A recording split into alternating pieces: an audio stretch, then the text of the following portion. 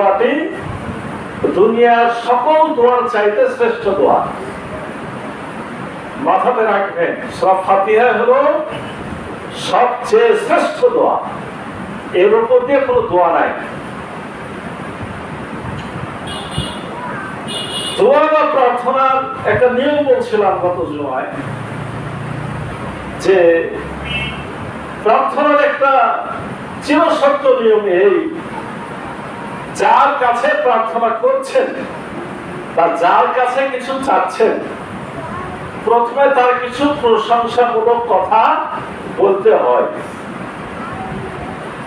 এজন্যই আমরা সালাতে দাঁড়িয়ে সর্বপ্রথম আল্লাহর প্রশংসামূলক তিনটি কথা বলি। কয়টি কথা? তিনটে কথা বলি। একটি হলো আলহামদুলিল্লাহি রাব্বিল আলামিন, সমস্ত প্রশংসা জগৎ সমূহের প্রতিপালকের জন্য। দ্বিতীয় প্রশংসা হলো আর রহমানির রহিম, যিনি পরম দয়ালু এবং দাতা। এরপরে আমরা বলি মালিকি ইয়াউমিদ্দিন, যিনি বিচারের দিনের মালিক। এই তিনটি কথার মধ্যে আমরা প্রথম যে আয়াতটি, তার আলোচনা গত জুমায় করেছিলাম, যে রব্বুল আলামিন আমাদেরকে দুনিয়াতে পাঠিয়েছেন, অর্থাৎ সৃষ্টি করেছেন, সৃষ্টির মধ্যে আবার শ্রেষ্ঠ করেছেন, শ্রেষ্ঠর মধ্যে আবার মুসলমান বানিয়েছেন, মুসলমান হওয়ার আমরা সুযোগ পেয়েছি। সর্বপ্রথম আমরা সেই কথাটি মনে করব, এই জন্য আমরা রব্বুল আলামিনের প্রশংসা করব। এছাড়া রব্বুল আলামিন আমাদেরকে দুনিয়ায় পাঠিয়ে ছেড়ে দেন নাই। দুনিয়ার যাবতীয় নাজ নিয়ামত, সকল কিছু, দুনিয়াতে যা কিছু দেখছেন সকল কিছু এই মানুষেরই জন্য সৃষ্টি করেছেন। এজন্য আমরা রব্বুল আলামিনের প্রশংসা করব। এমনকি পৃথিবীকে আল্লাহ রাব্বুল আলামিন এমন ভাবে বানিয়েছেন যাতে করে আমরা এখানে সুস্থ সুন্দরভাবে বসবাস করতে পারি, সে ব্যবস্থাও রব্বুল আলামিন করেছেন। এজন্য প্রশংসা কার? শুধুই মাত্র আল্লাহ। কেন শুধুই মাত্র আল্লাহ? এই সমস্ত সৃষ্টির পিছনে, এই পৃথিবীকে সাজানো গুছানোর পিছনে, এই আমাদের অন্ন বস্ত্র বাসস্থান খাদ্য চিকিৎসা এই সমস্ত উপকরণগুলো তৈরি করার পিছনে দুনিয়ার কোনো নেতা, দুনিয়ার কোনো পীর সাহেব, দুনিয়ার কোনো বুজুর্গ, দুনিয়ার কোনো চিকিৎসক কেউ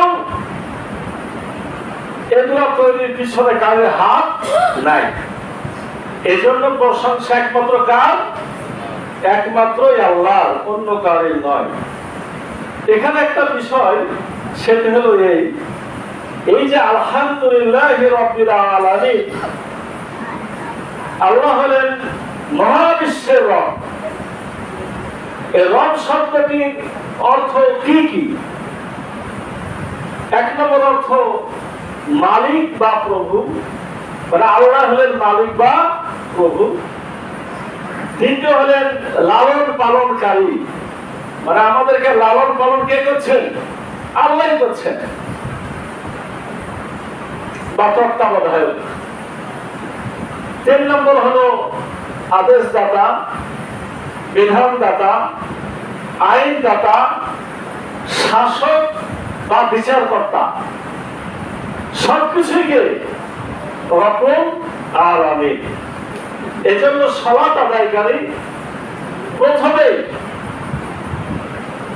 সালাতের তেলাওয়াতের অংশ শুরু করতে যে স্বেচ্ছায় সজ্ঞানে আল্লাহকে স্বীকৃতি দেয় যে আল্লাহ তুমি আমাদের রব।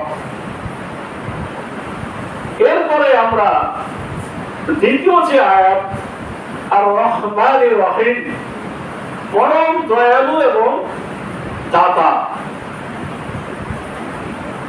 রব্বুল আলামিন কত বড় দয়ালু। রহমান শব্দের অর্থ, রহিম শব্দের অর্থ নিয়ে তাফসীরের কিতাবগুলিতে পাতার পর পাতা লেখা হয়েছে। আমার অত দূর যাওয়ার দরকার নাই। সংক্ষেপ কথা, যার দয়ার কোনো শেষ নাই, তার জন্য রহমান এবং রহিম এই দুটো শব্দ পাশাপাশি ব্যবহার করা হয়। বাংলা ভাষায় এর উদাহরণ এভাবে দেওয়া যায় যে আমরা সাদা, একটা গুণের নাম সাদা। আমরা বলি দুধের মতো সাদা, আবার বলি মিষ্টি, অনেক সময় বলি মধুর চাইতেও মিষ্টি। এই শব্দগুলো কখন ব্যবহার করা হয়? যখন কোন শেষ সীমানা বলার ক্ষমতা থাকে না, তখন আমরা বিশেষণের সাথে বিশেষণ, রহমানের বিশেষণ, রহিমের বিশেষণ, দুটাই অবজেক্টিভ, দুটা পাশাপাশি রাখা হয়েছে এজন্য যে রব্বুল আলামিনের দয়ার কোন শেষ সীমানা নাই। এবং আমরা এক্ষেত্রে সরাতে দাঁড়িয়ে এই দয়ার কথা যখন বলি, তখন এই কথাটা মাথাতে আসে যে আমরা দুনিয়াতে বেঁচে আছি শুধুমাত্র তার দয়াতেই বেঁচে আছি। তিনি দয়া না করলে আমরা দুনিয়াতেও বেঁচে থাকতে পারতাম না, এবং তিনি দয়া না করলে পরকালেও সুখ শান্তি পেতাম না। তিনি এমন পদ্ধতি করেছেন যে দুনিয়াতেও সুখ শান্তি কিভাবে পাওয়া যাবে তারও বিধিবিধান কোরআনুল কারীম এবং রাসূল সাল্লাল্লাহু আলাইহি ওয়াসাল্লামের হাদিসে আমরা পেয়ে যাই। আবার ঠিক আখিরাতে সুখ শান্তি পাওয়ার জন্য যা যা দরকার সেই কথাটা আমরা পবিত্র কোরআনুল কারীমে পেয়ে যাই। 3 নম্বর আয়াত কি? মালিকি ইয়াউমিদ্দিন। এই সংক্রান্ত হাদিস আমি গত জুমায় পড়েছি, আজকে আর বলবো না। মালিকি ইয়াউমিদ্দিন, তিনি বিচারের দিনের মালিক। কেউ যখন দয়ার কথা শুনে, রব্বুল আলামিনের অনেক দয়া, কত দয়া, যে তার যে দয়া, রব্বুল আলামিনের নিজস্ব যে দয়া, এই দয়ার 100 ভাগের 1 ভাগ এটা করে দুনিয়াতে পাঠানো হয়েছে। ওই ভাগের আমার কত কোটি ভাগের 1 ভাগ আমার কাছে আছে, কোনো হিসাব কিন্তু নাই। ওই দয়ার ভাগের দয়া দিয়ে পশু পাখি জীব জন্তু মানুষ একে অপরকে মহব্বত করে ভালোবাসে। তাহলে এই দয়া কত ভাগ হয়েছে, তারপরে মায়ের ছেলেকে এত ভালোবাসে, পিতা ছেলেকে এত ভালোবাসে, ভাই ভাইকে এত ভালোবাসে। তাহলে আমার রব্বুল আলামিনের দয়া কত বেশি। এই দয়ার আলোচনা করার পরে যদি এতটুকু কথা মাথায় না থাকে, মালিকি ইয়াউমিদ্দিন, তিনি বিচারের দিনের মালিক, তাহলে কিন্তু সমস্যা। রব্বুল আলামিন অবশ্যই দয়াশীল, কিন্তু আল্লাহ আমার সাবধান করে দিয়েছেন, আমার দয়া অবশ্যই আছে, আমি অবশ্যই দয়া করতে চাই, আমি অবশ্যই তোমাদের সকলকে জান্নাতে নিতে চাই, কিন্তু তোমরা একটা কথা ভুলে গেলে চলবে না, আমি কিন্তু বিচারের দিনের মালিক। এবং এই বিচার কেন করব? এই বিচারের জন্যই করব, এটা আমার একটা দয়া। বিচার আমার কেমন ভাবে দয়া হয়? আপনি আমাকে দুনিয়াতে সুযোগ পেয়ে অনেক আঘাত করেছেন, আমাকে অনেক কষ্ট দিয়েছেন, আমার উপর অন্যায় ভাবে অনেক জুলুম করেছেন, নির্যাতন করেছেন। আমি দুর্বল, আমি অসহায়, আমি দুনিয়ায় বিচার পাই নাই। আমার কি মন চাইবে না আপনার উপর একটা শাস্তি হোক?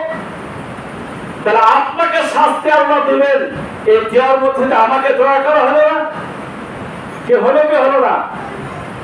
এই জন্য আল্লাহ শুধু বিচারক নন, তিনি ন্যায় পরায়ণ শাসক, তিনি অবশ্যই ইনসাফকারী। তিনি ইনসাফপূর্ণ ভাবে প্রত্যেকটা প্রত্যেকটা কাজের সুষ্ঠু সুন্দর বিচার করবেন। এবং এখানে বলা হয়েছে মালিকি ইয়াউমিদ্দিন, মালিক মানে সর্বময় ক্ষমতা যার হাতে, অর্থাৎ বিচারের দিনের সর্বময় ক্ষমতার অধিকারী কার হাতে? সর্বময় ক্ষমতার অধিকার একমাত্র রব্বুল আলামিনের হাতে। ওয়াল আমরু ইয়াউমাইযিন লিল্লাহ, সূরা ইনফিতার শেষ আয়াত। সেদিন হুকুম চলবে একমাত্র আল্লাহ।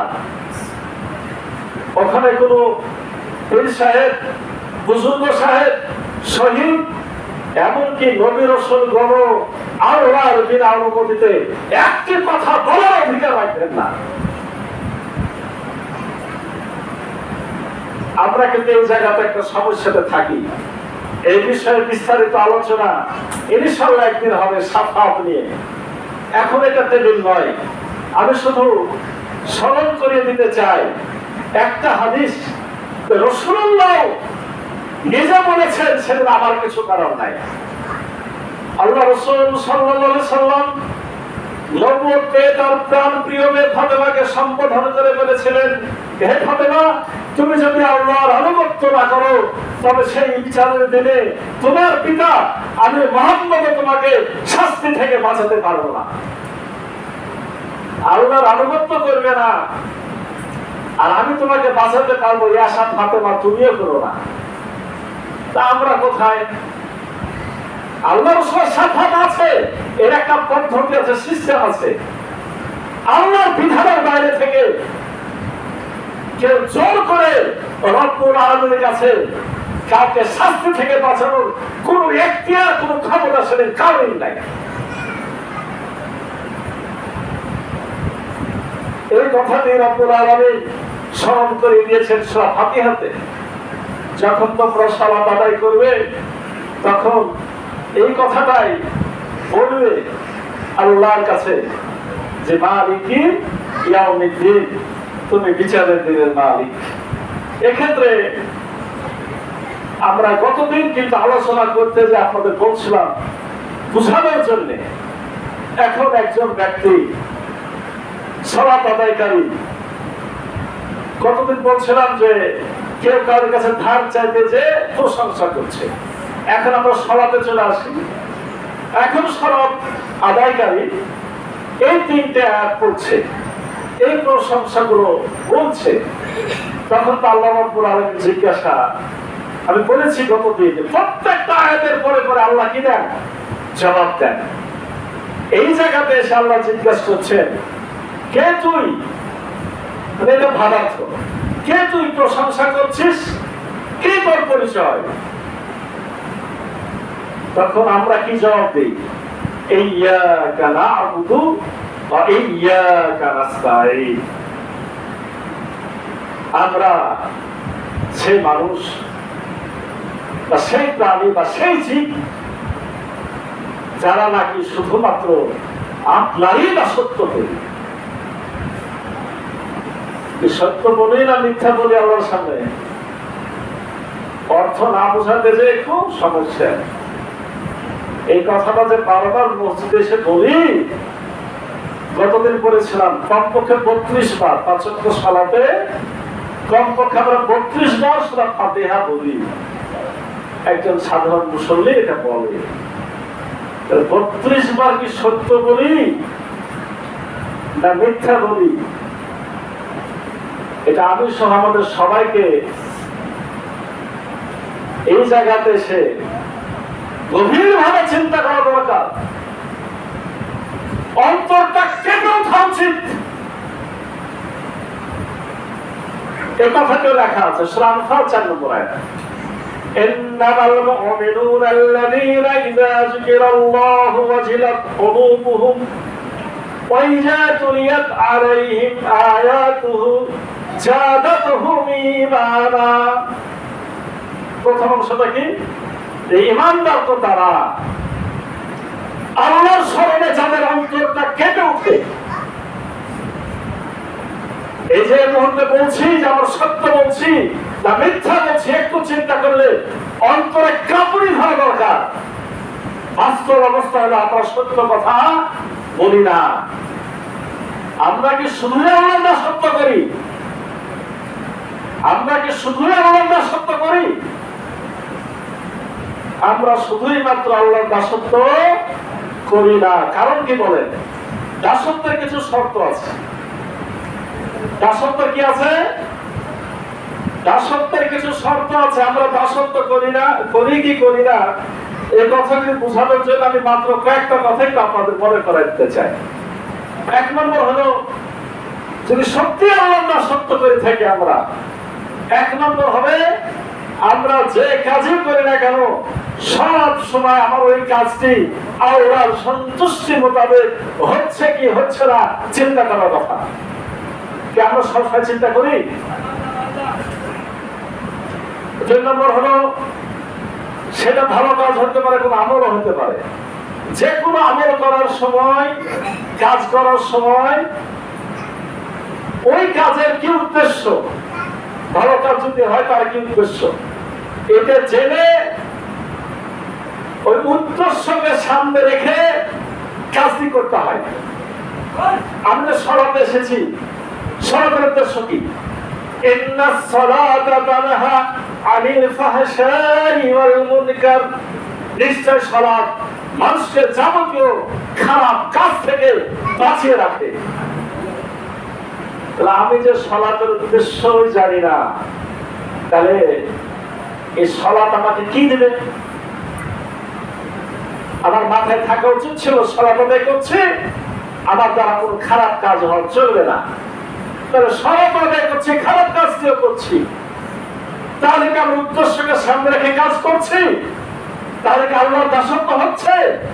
আর আল্লাহকে এসে বলছে, আল্লাহ আমি তোমার দাসত্ব করি। তিন নম্বর হলো, ওই উদ্দেশ্য সাধনের জন্য যে সমস্ত পদ্ধতি আছে, সকল পদ্ধতিকে ওই উদ্দেশ্য সাধনের উপায় হিসাবে তৈরি করে দিতে হবে। মানে আমি সলাতের কথাটা দিয়েই বলি, প্রত্যেকটা আমলের এরকম ব্যাপার আছে। আমি কোরআন পড়ছি, তাসবিহ পড়ছি, সিজদা করছি, প্রত্যেকটা ক্ষেত্রে আমাকে মনে করতে হবে সকল কিছুর মধ্য দিয়ে আমার টার্গেট একটাই, সব আমাকে শিক্ষা দিচ্ছে কি আমার দ্বারা কোনো অন্যায় কাজ হবে না। 4 নম্বর হলো, যে আমলটাই করি না কেন, যে কাজটাই করি না কেন, সেটা দুনিয়ার কাজ হতে পারে, আমলও হতে পারে, যদি সত্যি আমরা আল্লাহর দাস হই, ওই কাজটি করার সময় ওই কাজ করার ব্যাপারে আল্লাহ রাব্বুল আলামিন এবং রাসূল সাল্লাল্লাহু আলাইহি ওয়াসাল্লাম যে পদ্ধতি জানিয়ে দিয়েছেন, ওই পদ্ধতি অনুযায়ী কাজটি করতে হবে।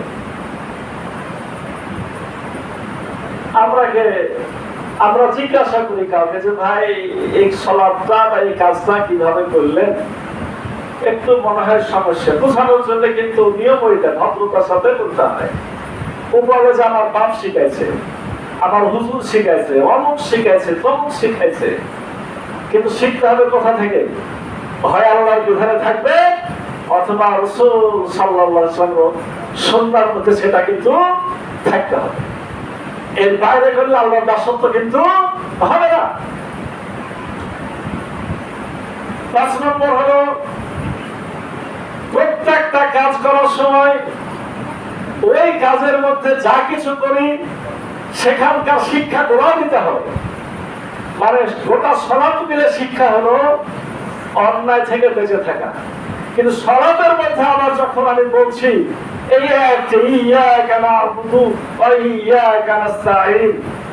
যখন এই কথাটি বলবো, তখন এখানে একটা শিক্ষা হলো এই যে আমাকে কি করতে হবে? আল্লাহর দাসত্ব ছাড়া অন্য কাউরি দাসত্ব করা যাবে না। তাহলে শিক্ষাটা নিতে হবে। তাহলে আমি মসজিদের বাইরে যেও শুধু আল্লাহর ইত্তেবাই করব, আমি অন্য কাউর নিয়ম নীতি অনুসরণ করব না।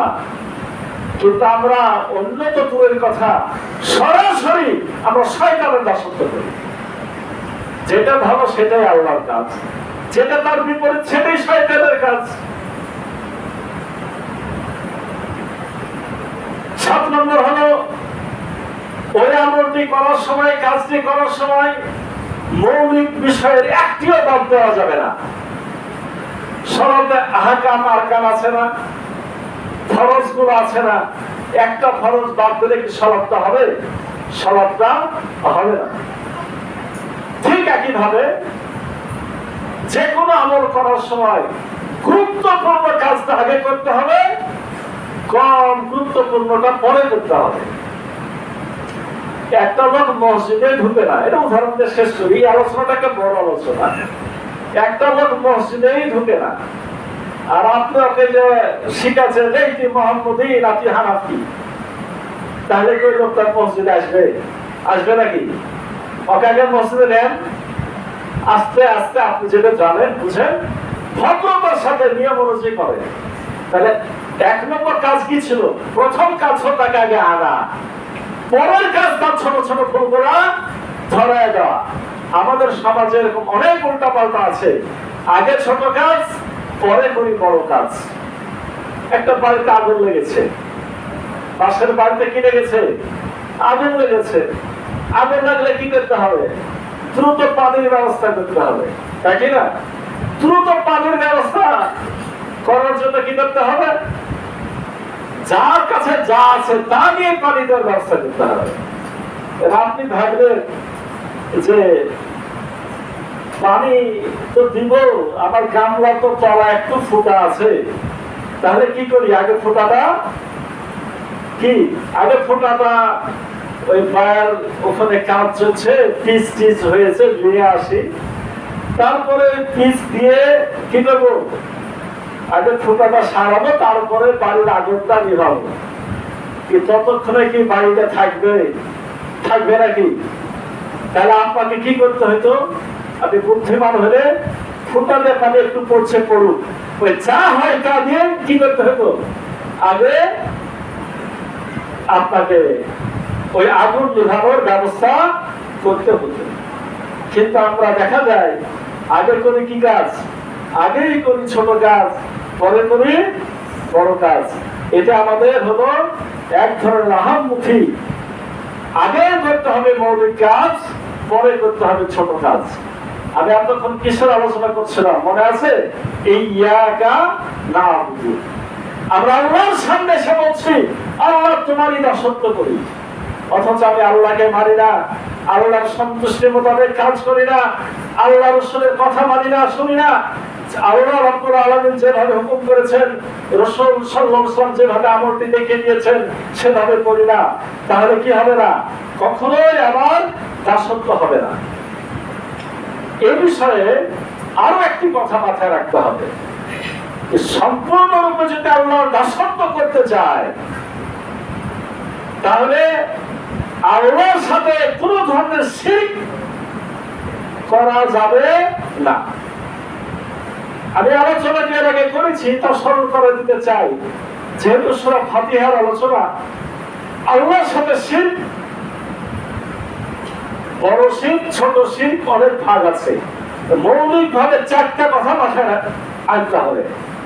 1 নম্বর শিরক হলো আল্লাহর জাত বা সত্তার সাথে শিরক, অর্থাৎ আল্লাহর স্ত্রী, ছেলে, মেয়ে ইত্যাদি আছে যদি কেউ বলে, তাই 1 নম্বরে শিরক করে। অর্থাৎ এই শিরক অস্বীকার করতে হবে। কেউ যদি বলে এটাকে কখনো এটা ধারে কাছে যাওয়া যাবে না, তাহলে আপনি আল্লাহর দাস হতে পারবেন। 2 নম্বর হলো আল্লাহর গুণাবলীর সাথে শিরক।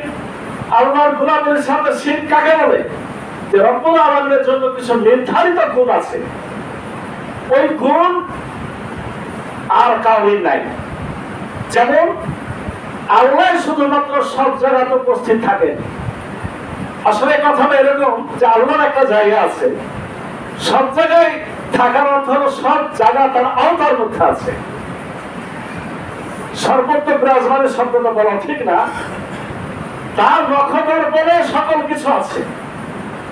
এখন কেউ যদি মনে করে যে না, অমুক পরি আল্লাহ আছে, অমুক পীর বাবা আছে, তারাও সকল জায়গাতে সকল সময়তে হাজির হয়ে যেতে পারে, তাহলে কি হবে বলেন?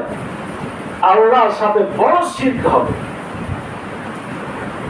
স্বয়ংকে যদি মনে করেন আল্লাহ রাসূল হযরত মুহাম্মদ সাল্লাল্লাহু আলাইহি ওয়াসাল্লাম তার গুণগান গায়ে তিনি এসে হাজির হন, এজন্য আমরা দাঁড়ায় যাই বা তার জন্য একটা সুন্দর চেয়ার আলাদা করে রেখে দিই, এই চিন্তা যদি কে করে, সে কেউ করে, তাহলেও সে আল্লাহর সাথে সে বড় ধরনের শিরক, আল্লাহর গুলামের সাথে শিরক করবে। ঠিক একইভাবে আল্লাহ রাব্বুল আলামিনের সব কথা শুনতে পাওয়ার গুণ আছে, গায়েবের সমস্ত জ্ঞান আল্লাহর আছে।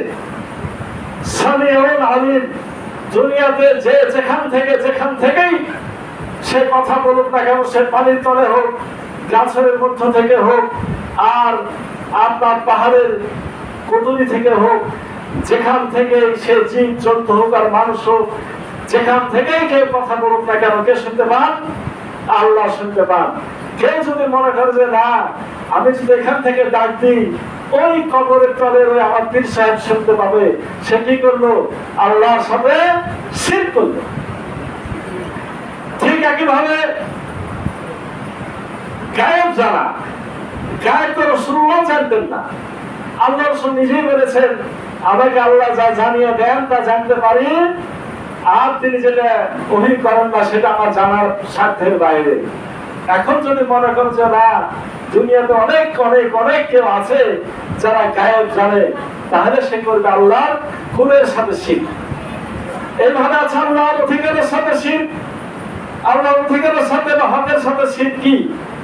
আল্লাহর নির্ধারিত কিছু হক আছে, পাওনা যেটা, কেমন সেজদা করবো একমাত্র আল্লাহকেই সেজদা করবো, এমনকি রুকু করবো সেটাও শুধুমাত্র কাকে করবো? আল্লাহকেই করবো। মাথা নত করবো একমাত্র আল্লাহকেই করবো। কেউ যদি আল্লাহ ভিন্ন অন্য কারোর সামনে মাথা নত করে, সিজদা করে, তাহলে আল্লাহর অধিকারের সাথে শিরক হয়। 4 নম্বর হলো আল্লাহর ক্ষমতার সাথে শিরক। আল্লাহর ক্ষমতা কি? হায়াত, মৌত, রিজিক, ধন দৌলত, মান সম্মান, এমনকি সন্তান সন্ততি, এই যে আমরা যা কিছু পাচ্ছি এগুলা দেওয়ার স্বাধীন ক্ষমতা হলো আল্লাহ। এমনকি পৃথিবীর জীবিত বা মৃত কোন ব্যক্তি বা সত্তার আল্লাহর কাছ থেকে পুরো জোর করে আদায় করে দেওয়ার ক্ষমতা নাই। কেউ যদি মনে করে যে না, আল্লাহকে বাধ্য করে কেউ কেউ এগুলা করাই দিতে পারে, আমার সন্তান এনে দিতে পারে, আমাকে ধনী বানাই দিতে পারে, আমার হায়াত বাড়াই দিতে পারে, ইচ্ছা করলে আমাকে মেরে ফেলতে পারে, মাথাতে রাখবেন। এই চিন্তাও যদি করেন তাহলে আপনি শিরক করলেন আল্লাহর ক্ষমতার সাথে শিরক। আল্লাহর ক্ষমতার সাথে শিরকের বিষয়ে আমরা যদি কোন পীর বাবা দাদা হুজুরের পা টিপে দিই, আঙ্গুল চুষে দিই, কেন? তাকে ঠিক রাখতে পারলে সে আল্লাহকে ঠিক করে ফেলবে, নাউজুবিল্লাহ, তাহলে কি হবে? সেটাও আল্লাহর ক্ষমতার সাথে শিরক হবে। এই শিরকের ব্যাপারে একটা বড় শিরক আমাদের দ্বারা হচ্ছে, সেটা হলো এই সূরা ইউসুফের 40 নম্বর আয়াত। রব্বুল আলামিন বলছেন ইনিল হুকমু ইল্লা লিল্লাহ, হুকুম করার ক্ষমতা একমাত্র আল্লাহ, না আইন বিধান দেওয়ার ক্ষমতা একমাত্র আল্লাহ। আমাদের দেশ গোটা বিশ্বের মধ্যে 2-3টি দেশ হয়তো এই শিরক থেকে বেঁচে আছে, বাকি সকলেই শিরকের মধ্যে, কেউ জেনে করে কেউ না জেনে করে। আমরা বলি আইন পরিষদ, পার্লামেন্টারি সদস্য, যারা দেশের জন্য আইন বানাবে, আইন বানানোর ক্ষমতা কোন মানুষকে আল্লাহ দেন নাই। হ্যাঁ, সূরা একটা কথা কোরআনে আছে, পরামর্শ সভা, তাদের কাজ কি? আল্লাহর বিধান, রাসূলুল্লাহর সুন্নাহ, তার অধীনে থেকে ওই অনুযায়ী মানুষকে চালানোর জন্য তারা কিছু উপধারা বানাতে পারে, মূল আইন কখনোই বানাতে পারবে না। কিন্তু আমরা কি করছি? আল্লাহ বিধানের সুস্পষ্ট বিপরীতেও আমরা আইন বানাচ্ছি। এই আইন বানাতে যারা দিচ্ছি এবং যারা বানানোর কাজে জড়িত হচ্ছি, আল্লাহর আইনকে যারা অবজ্ঞা করছি, তারা অবশ্যই আল্লাহর ক্ষমতার সাথে কি করছি? আল্লাহর ক্ষমতার সাথে শিরক করছি। তাহলে আমরা যে কথাটি বলছিলাম, আমরা রব্বুল আলামিনের সামনে দাঁড়ায় বলছি ইয়্যাকা না'বুদু ওয়া ইয়্যাকা নাস্তাঈন। হে রব্বুল আলামিন, আমরা শুধু তোমারই দাসত্ব করি আর তোমার কাছে সাহায্য চাই। তাহলে এর দ্বারা কি আসলো? যে একমাত্র দাসত্ব আল্লাহরই করতে হবে, সাহায্য আল্লাহর কাছেই চাইতে হবে। কিন্তু আমরা একটু আলোচনা করে দেখলাম এই কথাগুলো কিন্তু মিথ্যা বলা হয়ে যাচ্ছে। তাহলে এখন বলবেন, তাহলে কি সবার ছেড়ে পালায় যাব? পালানোর এজন্য সুযোগ নাই, পালায় যাবেন কোথায়? আপনাকে আল্লাহর আনুগত্য করেই দুনিয়া থেকে বিদায় নিতে হবে। আল্লাহর সন্তুষ্টি মোতাবেক চলেই আমাকে দুনিয়া থেকে বিদায় নিতে হবে। কারণ রব্বুল আলামিনের আওতার বাইরে যাওয়ার কোন ক্ষমতা আমারও নাই, আপনারও নাই। আমরা যদি এইভাবে আল্লাহর দাসত্ব করি, এখানে একটা কথা দেখেন, এই ইয়্যাকা না'বুদু, এটা হচ্ছে বহু বছর, আমরা দাসত্ব করি। তার মানে কোন এক এলাকার লোক একে একে দাসত্ব করলেও দুনিয়া সুখ আসবে না। যদি বেশিরভাগ মানুষ একত্রিত হয়ে এটা একসাথে জামাতের সালাত কেন আদায় করছি, আমরা সবাই মিলে যদি চাই আল্লাহ দাসত্ব করতে বা করি, রাসূলুল্লাহর সময়ে রাসূলুল্লাহ দাওয়াত দিতে দিতে দিতে যখন মক্কা মদিনার একেবারে 14 ভাগ, মানে 16 আনা 14 আনা ইসলাম গ্রহণ করেছে, তখনই তো ইসলামের সুখ শান্তি নাজিল হয়েছে। এজন্য যদি অধিকাংশ মানুষ আল্লাহর পথে চলে আসে, দাসত্ব করে, তাহলে তারা পাবে ইয়্যাকা নাস্তাঈন। তাহলে তারা এই কথা বলতে পারবে যে আল্লাহ, আমরা তোমারই সাহায্য চাই। এই কথাটি বলার পরে যে আয়াত, সেটা আরো গুরুত্বপূর্ণ। যখন আল্লাহ রাব্বুল আলামিন বলছেন তুই তো সাহায্য চাস, তুই কি চাস? আল্লাহ কেন বলছেন? তুই তো বলছিস তুই আমার দাসত্ব করিস, তুই তো আমার পথের ওপরই আছিস, তো সাহায্যটা কি তুই কি জানিস? আমরা উত্তর দিই, আল্লাহ শিক্ষা দিয়েছেন, আল্লাহর কাছে আমরা সাহায্য চাই। ইহদিনাস সিরাতাল মুস্তাকিম। আল্লাহ, তুমি আমাদেরকে সঠিক, মজবুত, স্থায়ী পথ, আদম আলাইহিস সালাম থেকে শুরু করে আমার রাসূল হযরত মুহাম্মদ সাল্লাল্লাহু আলাইহি সাল্লাম পর্যন্ত সকলে যে পথের উপরে ছিল, এমনকি যুগে যুগে যারা নিয়ামত পেয়েছে, অনুগ্রহ পেয়েছে, তারা যে পথের উপরে ছিল, আল্লাহ ওই পথটি চায়। আচ্ছা, এক্ষেত্রে একটা কথা, আল্লাহর দাসত্ব করলো, আল্লাহর প্রশংসা করলো, আল্লাহকে দয়ালু দাতা বললো, তারপরও সঠিক, সহজ, বা আমাদের বেশিরভাগ মানুষ বলে সরল পথ। সরল পথ মানে সহজ সরল ভাবে পথে চললে জান্নাতে যাওয়া যাবে। কিন্তু মাধ্যম অনুযায়ী অর্থ বললে বলতে হয় স্থায়ী, মজবুত বা দৃঢ় পথ। আল্লাহ বলছে যে তোর এই পথ চাচ্ছিস, ব্যাপার কিন্তু পথেই আছিস। এই পথ যাওয়ার পিছনে কারণ কি? একটু চিন্তা করেন যে মানুষেরা, দেখা যাচ্ছে আমাদের সমাজে সালাত আদায় করে, রোজা পড়ে, সুযোগ পেলে হজও করছে, তারপর আমাদের মধ্যে অনেক ভাগ আছে না নাই? আছে কি নাই? আমাদের মধ্যে, মুসলমানদের মধ্যে নাস্তিকও আছে, নাম মুসলমান, আল্লাহ টাল্লাহ নাই, দেয়ার ইজ নো গড বলে দেয়। কমিউনিস্ট আছে, ধর্ম নিরপেক্ষতাবাদী আছে, সকলের সকলের ধর্ম, তুমি হিন্দু, তুমি বৌদ্ধ, আমি খ্রিস্টান, আমি নিরপেক্ষ, মানে সবাই সমান বানাই দিলাম, এরকম মানুষও আছে। আবার মুসলমানদের মধ্যেও, সালাত আদায়ের মধ্যেও হানাফি, শাফি, মালিকি, হাম্বলি, মাযহাবি, পীর বুজুর্গ অনেক কিছু আছে। এজন্য এই কথাটা আল্লাহ শিক্ষা দিয়েছেন যে একটু কায়মের বাক্যে আল্লাহর কাছে বলবেন যে আল্লাহ, আসলে আমি বুঝতে পারছি না, এই ভ্রান্তির যুগ, আমি সঠিক পথটা চাই। আপনি তো অন্তরের সাথে মিল রেখে আল্লাহকে বারবার কথা বলেন, আল্লাহ আপনাকে অবশ্যই সঠিক পথটি দেখিয়ে দিবেন। ইহদিনা, আমাদেরকে দেখাও আস-সিরাতাল মুস্তাকিম, সহজ সঠিক দৃঢ় স্থায়ী পথটা আমাকে দেখাও দাও। আল্লাহ এই কথাটা শোনার পরে আবার জিজ্ঞাসা করছে যে তুই বল ওই পথটা কি, তোর কি কিছু ব্যাখ্যা জানা আছে? তখন আমরা বলি সিরাতাল্লাযীনা আনআমতা আলাইহিম গায়রিল মাগদুবি আলাইহিম ওয়াদ-দাল্লিন। আল্লাহ ওই পথটা চাচ্ছি যে পথে চললে তোমার অনুগ্রহ পাওয়া যাবে, বা যুগে যুগে অনুগ্রহ পেয়েছে, নিয়ামত পেয়েছে, যে পথে চলে চলে দুনিয়াতেও পেয়েছে, আখিরাতের যে জান্নাতের রাস্তা পরিষ্কার করতে পেরেছে। আমরা ওই পথটা চাই। আর কোন পথটা চাই না? গায়রিল মাগদুব, অভিশপ্তদের পথ চাই না, ওয়াদ-দাল্লিন, আর পথভ্রষ্টদের পথ চাই না। এখানে তাফসীরে দেখবেন মাগদুব বলতে ইহুদিদেরকে বোঝানো হয়েছে, দল্লিন মানে পথভ্রষ্ট খ্রিস্টানদেরকে বলা হয়েছে।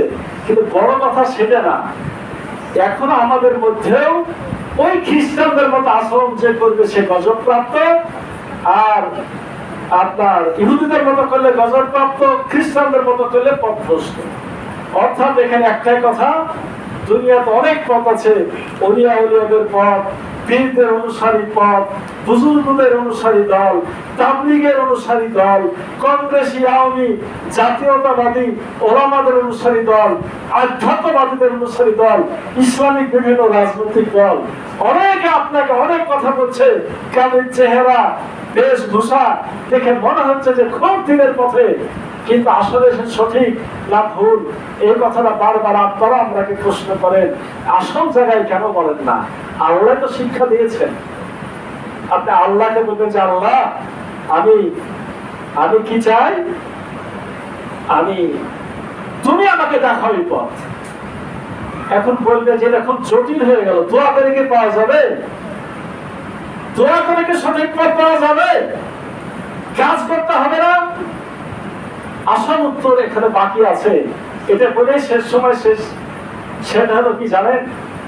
ফাতিহাটা তো কোরআনের শুরুতে রাখা হয়েছে, আর সালাতের শুরুতে ফাতিহা পড়তে হয়, তারপরে কমপক্ষে 3টা আয়াত পড়তে হয়। তার মানে কি? তার মানে হলো যে তুমি দোয়া করলে সঠিক পথ পাওয়ার জন্য এই দোয়ার জবাব হলো বাকি গোটা কোরআন। অর্থাৎ কোরআন পড়ে পড়ে তোমাকে সঠিক পথটি খুঁজে দিতে হবে। এত মজা করে বসে থাকবেন, যে যা বলবে তাই শুনবেন, আর আপনি সঠিক পথ পেয়ে যাবেন, এ কথাটা ঠিক নয়। দোয়ার জবাবে আল্লাহ কি দিয়েছেন? গোটা কোরআনটা দিয়েছেন। আপনি দেখবেন সূরা আনাম 151, 152, 153, ওখানে আল্লাহ রাব্বুল আলামিন সিরাতাল মুস্তাকিম কাকে বলে সেটা দিয়েছেন। আর ওই সিরাতাল মুস্তাকিম পাওয়ার জন্য দুনিয়াতে ইসলামের কি বেশিরভাগ মানুষের ইসলামের দিকে আসার দরকার আছে। যদি তাই না থাকতো আমার রাসূল মক্কা থেকে বাধ্য হয়ে মদিনায় যেতেন না, আবার মদিনা থেকে অনেক পরিকল্পনা করে আবার মক্কা জয় করতেন না। যখন তিনি গোটা আরব ভূমিতে বিজিত হয়েছেন, তারপরে সকল মানুষ ইসলামের সঠিক বিধানগুলো মানার সুযোগ পেয়েছে, অর্থাৎ সিরাতাল মুস্তাকিম কায়েম হয়ে গেছে। আশা করি জ্ঞানী মানুষের অল্পতেই বুঝবেন। সূরা ফাতিহার সংক্ষিপ্ত আলোচনা আপনাদের সম্মুখে পেশ করলাম। সর্বপ্রথম আমি আল্লাহর কাছে দোয়া করি, আল্লাহ যেন আমাকে আমার জন্য সিরাতাল মুস্তাকিমের উপর হেদায়েত করেন। সেই সাথে আপনাদের সকলের জন্য আমরা একসাথে দোয়া করছি, আল্লাহ যেন আমাদের সকলকে সিরাতাল মুস্তাকিমের হেদায়েত দান করেন। সকলে আমিন। আল্লাহ রাব্বুল আলামিন আমাদেরকে সূরা ফাতিহার শিক্ষা অনুযায়ী কোরআন শরীফ বুঝে বুঝে পড়া, বেশি বেশি কোরআন হাদিস পড়া বোঝা এবং সে অনুযায়ী আমাদের তৌফিক দান করুন। সকলে আমিন। আল্লাহ আমাদের সকলের জীবনের গুনাহ খাতা মাফ করুন। আল্লাহ রাব্বুল আলামিন আমাদেরকে ইসলামের উপরে কায়েম করুন, কায়েম রাখুন। আমরা যদি ইসলাম বুঝি, মানি এবং সে অনুযায়ী চলতে পারি, আজকে যতটুকু আলোচনা হয়েছে এই আলোচনার আলোকে সঠিক শিক্ষাগুলো আমরা আমাদের ব্যক্তি জীবন, পারিবারিক জীবন, সামাজিক জীবন, রাষ্ট্রীয় জীবনে বাস্তবায়ন করতে পারি। আল্লাহ আমাদের সকলকে তৌফিক দান করুন। আমিন। বারাকাল্লাহু লানা ওয়া লাকুম ফিল কুরআনিল আযীম ওয়া নাফআনি ওয়া ইয়্যাকুম বিমা ফীহি মিনাল আয়াতি ওয়া যিকরিল হাকীম। আকুলু কাওলি হাযা আস্তাগফিরুল্লাহ লি ওয়া লাকুম ওয়া লিসাইরিল মুসলিমিনা মিন কুল্লি যানব ফাস্তাগফিরুহু ওয়া তুবু ইলাইহি ইন্নাহু হুয়াত তাওয়াবুর রাহিম।